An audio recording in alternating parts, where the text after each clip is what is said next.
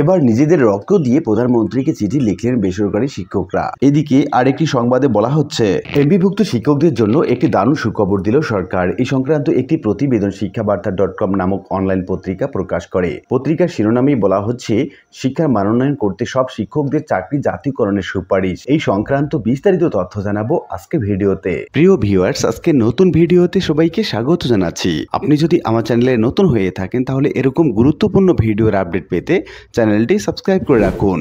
ভালো লাগলে like comment করুন আর সম্পূর্ণ ধারণা পেতে পুরো ভিডিওটি না টেনে দেখুন। তাহলে শুরু করা যাক। আমরা প্রতিবেদনটি দেখে নিচ্ছি। বরিশাল বেসরকারি শিক্ষকরা ঈদের আগে পূর্ণাঙ্গ উৎসব ভাতা এবং জাতীয়করণের দাবিতে নিজেদের রক্ত দিয়ে চিঠি লিখে প্রধানমন্ত্রী বরাবর স্মারকলিপি দিয়েছেন। মঙ্গলবার 11 জুন দুপুরে জেলা প্রশাসকের মাধ্যমে এই স্মারকলিপি দেন জাতীয় শিক্ষক কর্মচারী সমিতি ফেডারেশন বরিশালের নেতৃবৃন্দ। স্মারকলিপিতে শিক্ষকরা বলেন, প্রধানমন্ত্রী আমাদের সালাম গ্রহণ করুন। বেসরকারি শিক্ষা ব্যবস্থা জাতীয়করণ এবং পূর্ণাঙ্গ উৎসব ভাতার দাবি মেনে নিয়ে দেশ এবং শিক্ষক কর্মচারীদের বাঁচান। বিনীত হিসাবে বলা আছে জাতীয় শিক্ষক কর্মচারী সমিতি ফেডারেশন বরিশাল বিভাগ। আপনারা যেটা স্ক্রিনে দেখতে পাচ্ছেন। এর আগে নগরীর অশ্বিনী কুমার হলের সামনে একই দাবিতে মানববন্ধন করেন শতাধিক শিক্ষক। ফেডারেশনের বরিশাল বিভাগের প্রধান সমন্বয়কারী অধ্যাপক মহসিন উল ইসলাম হাবিবুলের সভাপতিত্বে মানববন্ধনে অধ্যক্ষ মিজানুর রহমান সেলিম, অধ্যক্ষ আমিনুর রহমান খোকন প্রমুখ বক্তব্য দেন। মানববন্ধনে বক্তারা বলেন, শিক্ষার মানোন্নয়নে সরকারি বেসরকারি শিক্ষা প্রতিষ্ঠানে বিরাজমান বৈষম্য দূর করতে হবে। এই কারণে অবিলম্বে বেসরকারি শিক্ষা ব্যবস্থা জাতীয়করণ করতে হবে। পাশাপাশি পূর্ণাঙ্গ উৎসব ভাতা এবং ঘর ভাড়া প্রদানের দাবি জানানো হয়েছে। এই সংক্রান্ত বিভিন্ন প্রতিবেদন বিভিন্ন পত্রপত্রিকায় লেখানো হয়েছে। যেমন RTV অনলাইন পত্রিকায় লেখা আছে, রক্ত দিয়ে প্রধানমন্ত্রীকে চিঠি লিখলেন শিক্ষকরা। আবার এদিকে শিক্ষাবার্তা.com নামক অনলাইন পত্রিকায় বলা আছে, রক্ত দিয়ে প্রধানমন্ত্রীকে চিঠি লিখলেন শিক্ষকরা। এরকম অনেকগুলো আমরা প্রতিবেদন দেখতে পাচ্ছি। যেমন jagonews24.com বলা আছে, রক্ত দিয়ে চিঠি লিখে প্রধানমন্ত্রী বরাবর স্মারকলিপি দিয়েছেন। অন্য একটি পত্রিকায় আমরা দেখতে পাচ্ছি, প্রতিবেদনে বলা হচ্ছে, চলতি বছরে SSC পরীক্ষায় 3 লাখের বেশি শিক্ষার্থী অকৃতকার্য হয়েছে।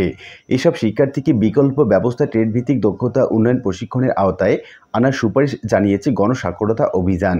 শিক্ষার মানোন্নয়ন এবং পরীক্ষায় অকৃতকার্যের হার কমিয়ে আনতে সরকারের কাছে 15 দফা সুপারিশ জানিয়েছে সংস্থাটি। মঙ্গলবার 11 জুন সকাল 10:30টায় রাজধানী কৃষিবিদ ইনস্টিটিউট মিলনায়তনে গণসাক্ষরতা অভিযানের আয়োজনে চ্যালেঞ্জড শিক্ষার্থী সম্মেলন 2024 অনুষ্ঠিত হয়। অনুষ্ঠানে ভুক্তভোগী শিক্ষার্থী, অভিভাবক এবং শিক্ষকদের পাশাপাশি আমন্ত্রিত শিক্ষা সংশ্লিষ্ট ব্যক্তিদের মতামতের ভিত্তিতে এসব সুপারিশ জানানো হয়েছে। বক্তাদের মাধ্যমে উঠে আসা সুপারিশগুলোর মধ্যে রয়েছে, পরীক্ষার পূর্বে প্রস্তুতিমূলক শিক্ষা কার্যক্রম, সকল শিক্ষক পরীক্ষার্থী অংশগ্রহণ নিশ্চিত করা, ফলাফল প্রকাশের পরপরই অকৃতকার্য শিক্ষার্থীদের অভিভাবক এবং শিক্ষার্থীদের নিয়ে বিদ্যালয় ভিত্তিক অনুপ্রেরণামূলক কাউন্সেলিং এর সভার আয়োজন করা, অকৃতকার্য পরীক্ষার্থীদের কারিগরি এবং বৃত্তিমূলক শিক্ষা বা প্রশিক্ষণের সাথে সংশ্লিষ্ট হওয়ার পরিবেশের সুযোগ সৃষ্টি করা, শিক্ষা ব্যয় কমিয়ে এনে সবার জন্য অন্তর্ভুক্তমূলক শিক্ষা চালু এবং শিক্ষায় সাম্যতা প্রতিষ্ঠা করা, বিদ্যালয়ে মানসম্মত শিক্ষক সংখ্যা বাড়াতে হবে, প্রতিটি বিদ্যালয়ে বিষয়ভিত্তিক শিক্ষক নিয়োগ নিশ্চিত করা, কোনো পদ খালি না রাখা, এজন্য নিয়োগযোগ্য শিক্ষকদের তালিকা প্রস্তুত করা, NTRC এর শিক্ষক নিয়োগ প্রক্রিয়া চলমান এবং ত্বরান্বিত করা, সকল শিক্ষকদের চাকরি সরকারিকরণ করা, মাধ্যমিক শিক্ষাকে জাতীয়করণ করতে হবে, ক্ষুদ্র নৃগোষ্ঠী বা আদিবাসী জনগোষ্ঠী শিক্ষার্থীদের জন্য তাদের মাতৃভাষা শিক্ষা দেওয়ার জন্য উপযুক্ত শিক্ষক নিয়োগ করা, শতভাগ শিক্ষার্থীর জন্য উপবৃত্তি প্রদান করতে হবে, ন্যূনতম 500 টাকা, পর্যায়ক্রমে 1000 টাকা হওয়া উচিত, সকল বিদ্যালয়ে মিড ডে মিল চালু করতে হবে এবং এই ক্ষেত্রে গ্রামাঞ্চলের শিক্ষা প্রতিষ্ঠানের প্রতি বেশি মনোযোগ এবং গুরুত্ব দিতে হবে, সকল বিদ্যালয়ে সরকারিভাবে ইন্টারনেট সংযোগ নিশ্চিত করা, বিদ্যালয় মনিটরিং শক্তিশালী করতে হবে, বিদ্যালয় ব্যবস্থাপনা কমিটি নতুনত্ব এবং শক্তিশালী করতে হবে, অকৃতকার্য শিক্ষার্থীর জন্য বিকল্প ব্যবস্থা জেলা এবং উপজেলা পর্যায়ে বিভিন্ন ট্রেড ভিত্তিক দক্ষতা উন্নয়ন প্রশিক্ষণের আওতায় আনতে হবে, তাদের আউটসোর্সিং এবং ফ্রিল্যান্সিং কার্যক্রমের আওতায় আনা প্রয়োজন, অকৃতকার্যরা যাতে ঝরে না পড়ে সেদিকে খেয়াল রাখার জন্য বিশেষ করে শিশু শ্রম এবং বাল্য বিবাহ রোধে অভিভাবকদের সচেতন করতে হবে। গণসাক্ষরতা অভিযান নির্বাহী পরিচালক রাশেদা কে চৌধুরীর সভাপতিত্বে অনুষ্ঠানে প্রধান অতিথি হিসেবে উপস্থিত ছিলেন প্রধানমন্ত্রী শিক্ষা এবং সংস্কৃতি উপদেষ্টা ডক্টর কামাল আব্দুস নাসের চৌধুরী। আমন্ত্রিত অতিথিদের মধ্যে ছিলেন সাবেক শিক্ষামন্ত্রী নুহুল ইসলাম নাহিদ, সাবেক পরিকল্পনা মন্ত্রী M A মান্নান, বিশিষ্ট অর্থনীতিবিদ ডক্টর কাজী খলিকুজ্জামান চৌধুরী, শিক্ষাবিদ নজরুল ইসলাম খান, শিক্ষাবিদ ডক্টর জাফর ইকবাল এবং প্রখ্যাত কথাসাহিত্যিক আনিসুল হক। প্রধান অতিথির বক্তব্যে ডক্টর কামাল আব্দুল নাসের চৌধুরী বলেন, শিক্ষার্থীদের ব্যর্থ অধ্যায় আমাদের সবার নিতে হবে। একই সঙ্গে ব্যর্থতার কারণ অনুসন্ধান করে তা সমাধানের চেষ্টা করতে হবে। সাফল্য এবং ব্যর্থতা আপেক্ষিক বিষয়, তবে সবাইকে সফলতার জন্য চেষ্টা করতে হবে। জীবন একটা অন্তহীন লড়াই, যেখানে সফলতা ধরে রাখার চেষ্টা অব্যাহত রাখতে হবে। আগামীর বাংলাদেশ হবে স্মার্ট বাংলাদেশ, সেখানে সরকার চাইলেও সবাইকে চাকরি দিতে পারবে না। তাই শিক্ষার পাশাপাশি জ্ঞান এবং দক্ষতার সমন্বয় ঘটাতে হবে। ফলে আমি বলবো, মেধাবীদের কারিগরি শিক্ষায় এগিয়ে আসা প্রয়োজন। আমাদের শিক্ষা ব্যবস্থায় পরীক্ষা দিয়ে ফলাফল প্রকাশ করা হয়, সেই ফলাফল সবাই দেখতে পায়, এতে দুর্বল শিক্ষার্থীরা হতাশ হয়ে পড়ে। পৃথিবীর অন্য দেশগুলোতে একজনের ফলাফল অন্যজন জানে না। সাবেক পরিকল্পনা মন্ত্রী এম এ মান্নান বলেন, পরীক্ষায় অকৃতকার্য হলেই শেষ না, নিজেদের কোনো বিষয়ে মেধা রয়েছে, শিক্ষার্থীদের তা জানতে হবে। ভিন্ন ধারায় নিজেকে সফল করে গড়ে তুলতে হবে। প্রাকৃতিক কারণে আমাদের মেধা কম থাকতে পারে। আরেকটি অন্যতম কারণ আমাদের সম্পদের ঘাটতি। শিক্ষায় আমরা ভয়ঙ্করভাবে পিছিয়ে আছি।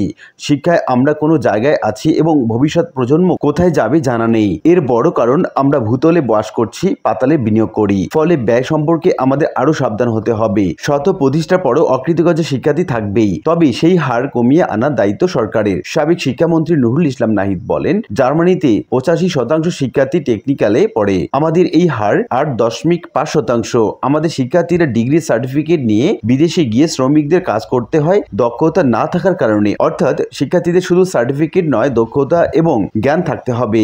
আমরা সেই প্রজন্ম গড়ে তুলতে চাই যারা এই দেশকে তথ্য এবং প্রযুক্তির জ্ঞান দিয়ে স্মার্ট বাংলাদেশ গড়ে তুলবে। শিক্ষাবিদ ডক্টর জাফর ইকবাল বলেন, কোভিডের সময় পড়াশোনায় অনেক ক্ষতি হয়েছে। শিক্ষার্থীদের হাতে যে স্মার্টফোন উঠেছিল তা এখনো নামেনি। আমি জানি না তারা এই ফোন দিয়ে কি করে। আমাদের শিক্ষা পদ্ধতি তেমন ভালো না, কারণ পরীক্ষা নেওয়া ছাড়া আমাদের আর কিছু করতে পারি না। এবার 3 লাখ বাচ্চাকে বলা হয়েছে অকৃতকার্য। পৃথিবীর অনেক দেশে এই পরিমাণ সংখ্যা নেই। অকৃতকার্যদের মধ্যে অনেকে আছে যাদের নিজেদের কিছু ব্যতিক্রম করার ক্ষমতা আছে। তারা তাদের এই জ্ঞান দিয়ে সাফল্যের চূড়ায় এগিয়ে যেতে হবে। ডক্টর কাজী খলিকুজ্জামান চৌধুরী বলেন, আমাদের নীতি অনেক অসঙ্গতিও রয়েছে। সব সিদ্ধান্তের জন্য প্রধানমন্ত্রীর নির্দেশের অপেক্ষা থাকতে হলে কোনো উন্নতি হবে না। সব যদি তিনি অর্থাৎ প্রধানমন্ত্রী সিদ্ধান্ত দেন, তবে আপনাকে রেখেছেন কেন? আমার মনে হয় এসব বিষয়ে কেন্দ্রীভূতকরণ সিস্টেম থেকে বেরিয়ে আসতে হবে, অন্যথায় দুর্নীতি সুযোগ থেকেই যাবে। শিক্ষাবিদ নজরুল ইসলাম খান বলেন, শিক্ষক এবং শিক্ষার্থীর উপস্থিতির হার 70% হলে ফেল করার কোনো সুযোগ নাই। এনটিআরসির এর আগ থেকে তালিকা নিয়ে 20% শিক্ষক বাড়তি রাখা প্রয়োজন, যেন কোনো স্কুলে শিক্ষক অবসরে যাওয়ার সঙ্গে সঙ্গে নিয়োগ দেওয়া যায়। কোনো প্রতিষ্ঠানে ক্যাশিয়ার না থাকলে সেখানে তো টাকা ভাগাভাগির কাজ চলবেই। এছাড়া বাইরের দেশের তুলনায় আমাদের বইয়ের কন্টেন্ট অনেক কম। বেসরকারি পর্যায়ে এই বই লেখার কাজকে উৎসাহিত করতে হবে। প্রখ্যাত কথা সাহিত্যিক আনিসুল হক বলেন, জীবনের একটা শেষ প্রান্তে এসে ক্লাসের ভালো বা খারাপ ছাত্রদের মধ্যে কোনো পার্থক্য থাকে না। আমরা সহপাঠীরা সবাই আজ নিজ নিজ ক্ষেত্রে প্রতিষ্ঠিত।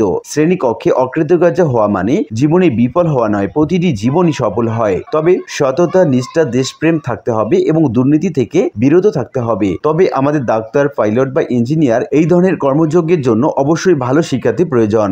2টি সেশনে সেমিনারটি অনুষ্ঠিত হয়েছে। অনুষ্ঠানে নিজেদের সফলতার গল্প শুনিয়েছেন এভারেস্ট জয়ী এম এ মোহিত, সঙ্গীত শিল্পী নকিব খান, ফাহমিদা নবী এবং রাহুল আনন্দ। অনুষ্ঠানের 2টি সেশনের শেষাংশে সঙ্গীত শিল্পীরা গান পরিবেশন করেন। উল্লিখিত আলোচনা থেকে আমরা এটুকু বলতে পারি যে শিক্ষার মানোন্নয়ন করতে সব শিক্ষকদের চাকরি জাতীয়করণের কোনো বিকল্প নেই। সেই সাথে শিক্ষকদের জন্য স্বতন্ত্র বেতন স্কেল তৈরি করা খুব আবশ্যক হয়ে পড়েছে। তা না হলে শিক্ষার যে মান সেটা দিন দিন কমে যাবে। আশা করি বিষয়টি বুঝতে পেরেছেন। আর আজকের ভিডিওটি এ পর্যন্তই। আশা করি ভিডিওটি আপনাদের ভালো লেগেছে। ভিডিওটি ভালো লাগলে লাইক কমেন্ট করতে ভুলবেন না। দেখা হবে অন্য কোনো ভিডিওতে। সে পর্যন্ত সবাই ভালো থাকবেন। ধন্যবাদ।